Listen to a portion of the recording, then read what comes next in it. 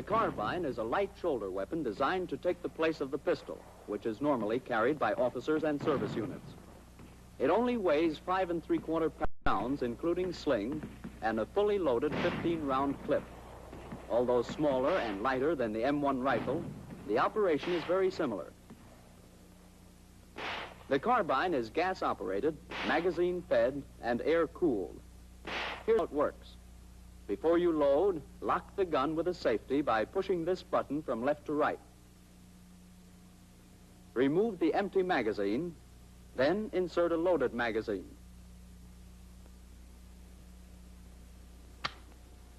Pull the operating slide all the way back and release it. All right, let's go inside where we can use a model and find out what happens. There it is. This is the working model 4 times actual size.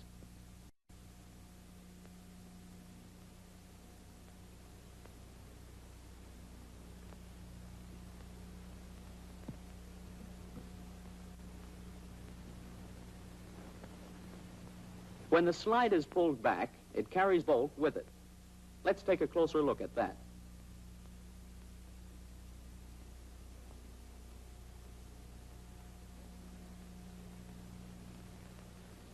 The bolt moves the hammer, and the hammer overrides the sear.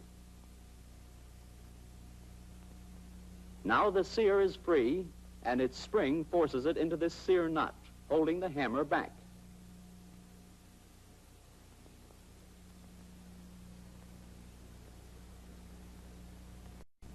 Once more, the hammer comes back. It overrides the sear. The sear is forced into the nut, holding the hammer back. Watch it again without the pointer.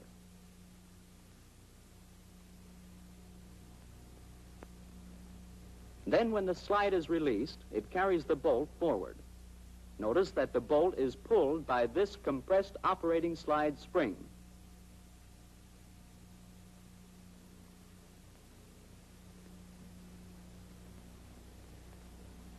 As the bolt goes forward, the hammer moves up, forcing the sear back. This compresses the sear spring because the hammer spring is stronger. Now the carbine is cocked. The bolt, in its forward motion, also strips the top cartridge and guides it into the chamber. When the cartridge is nearly seated, the bolt begins to lock. Watch how the cam surface in the operating slide handle acts on the operating lug to rotate the bolt into the locked position. Once more.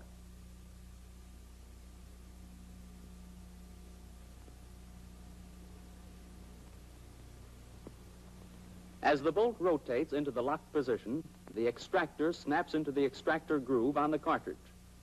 The ejector is forced into the face of the bolt, compressing the ejector spring, and the cartridge is seated.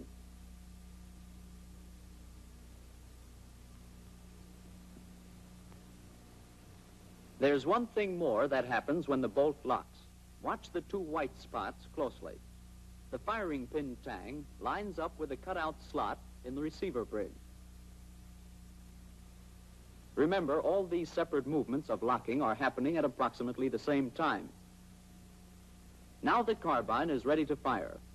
Here's the trigger action.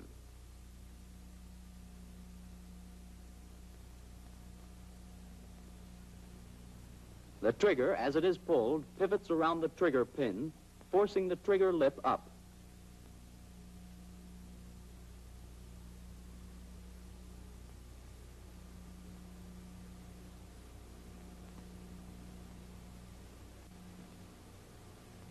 The lip pushes up on the rear end of the sear, and the sear pivots on the trigger pin, freeing itself from the hammer.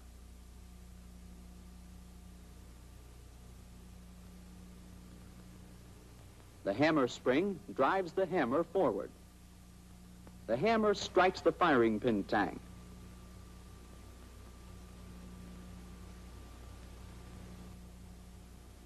The firing pin is driven through the face of the bolt, igniting the round.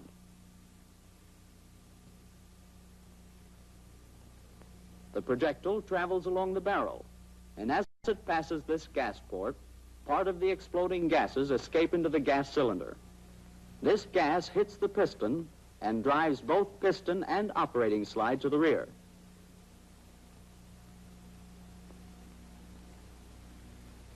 The piston is stopped by the gas piston nut, but the operating slide continues on. Let's trace the action once more.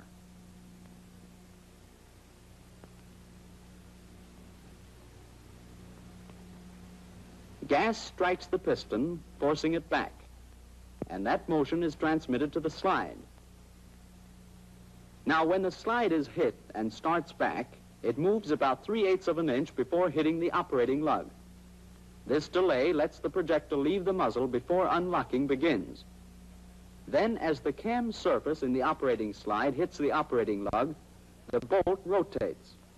This unlocks the locking lugs. At the same time, the bolt cams the hammer away from the firing pin tang. This allows the tang to cam against a surface on the receiver bridge, withdrawing the firing pin from the bolt face. Let's watch the whole process now as the bolt locks. The hammer moves back, and the firing pin withdraws from the face of the bolt. Now the bolt is free to move, and the operating slide continues back with the bolt.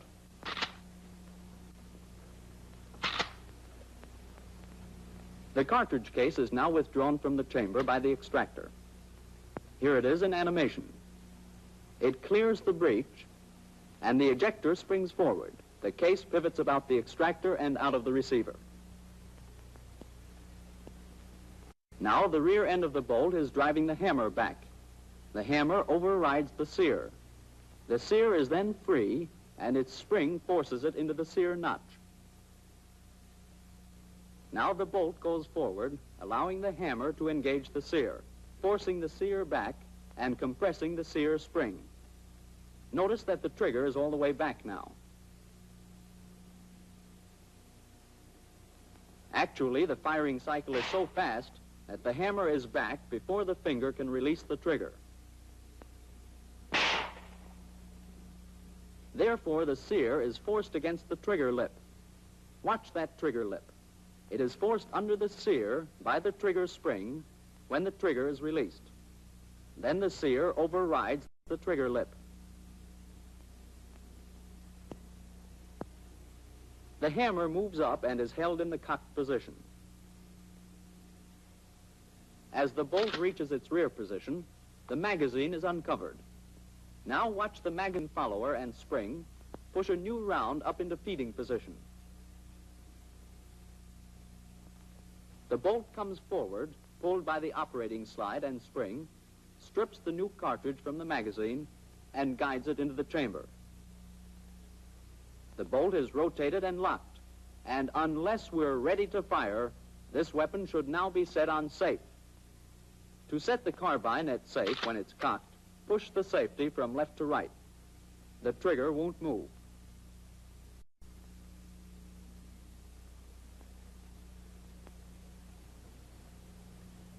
We'll remove the hammer from the model and see just what the safety does.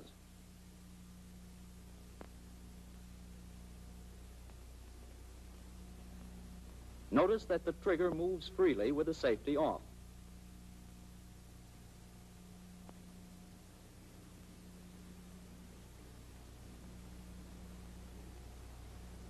But when the safety is pushed over, it blocks any movement of the trigger, and the weapon is safe.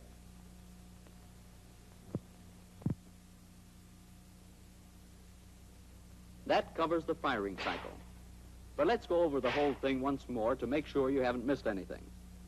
Start by locking the gun with a safety.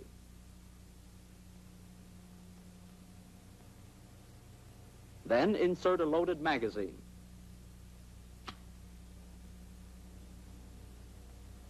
Pull the operating slide back. The gun is now locked, and the slide and bolt move forward.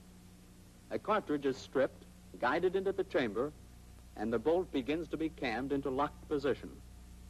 The extractor snaps into the extractor groove, and the ejector is forced back into the bolt. The firing pin tang is lined up with a cutout slot in the receiver bridge. Now you fire.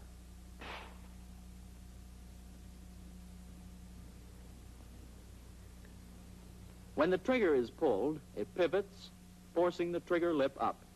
The lip pushes up the rear end of the sear, and the sear pivots, disengaging the hammer. The hammer goes forward. The firing pin is struck, and the cartridge is fired. There goes the bullet. Part of the gas escapes into the gas cylinder against the piston and drives both piston and operating slide to the rear. Next, the bolt is hit. It rotates and starts to unlock. The hammer is cammed back slightly. The firing pin is withdrawn from the bolt face, and unlocking is completed. Now the bolt starts back. The cartridge case is withdrawn from the chamber, the ejector springs forward, and the case is ejected. The bolt continues back and rotates the hammer, which overrides the sear. The sear then moves into the sear notch. The trigger is released. The trigger and trigger lip rotate down below the back of the sear. The sear overrides the lip, and the hammer moves up to be held in the cocked position. Meanwhile, the next cartridge has been pushed up. The operating slide and bolt come forward. The cartridge is stripped from the magazine and seated, and the bolt is locked. And that brings us to the end of the firing cycle. Now, some of you will be using the carbine in combat, and some of you will be charged with its maintenance. But its simple design, lightweight, and firepower make it a weapon that with proper care and handling will pay big dividends.